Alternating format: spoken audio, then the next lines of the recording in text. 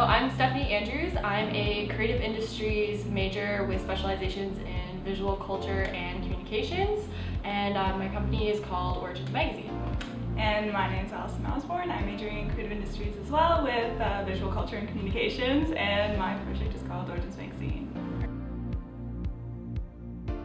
Marketing is everything around us. So as an entrepreneur specifically, I define marketing as the value of the hustle. So basically bringing something into creation for other people and then bringing that into awareness and consideration for that particular target or for those particular people so that way they can benefit from what you're creating. And without marketing and people knowing who you are, do you really exist? No.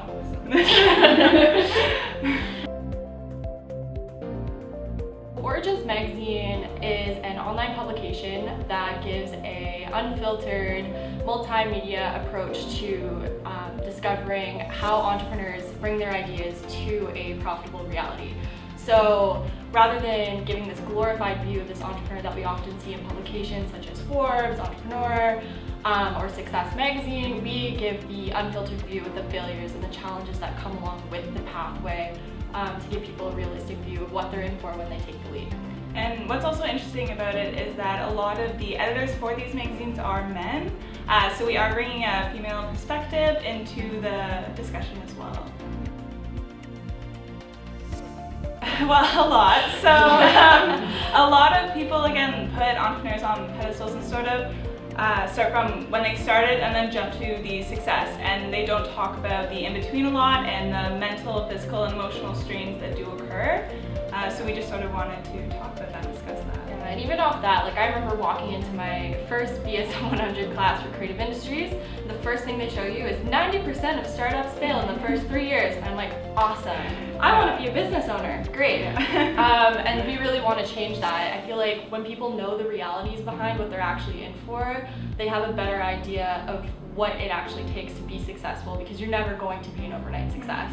Someone once told me that if 3 out of 7 days of the week you're not wondering what the hell you're doing, then you're doing entrepreneurship wrong, and that's something that we really live by, basically, to know that it's okay to be confused and questioning yourself and lost sometimes, but it's normal. Yeah, I love it.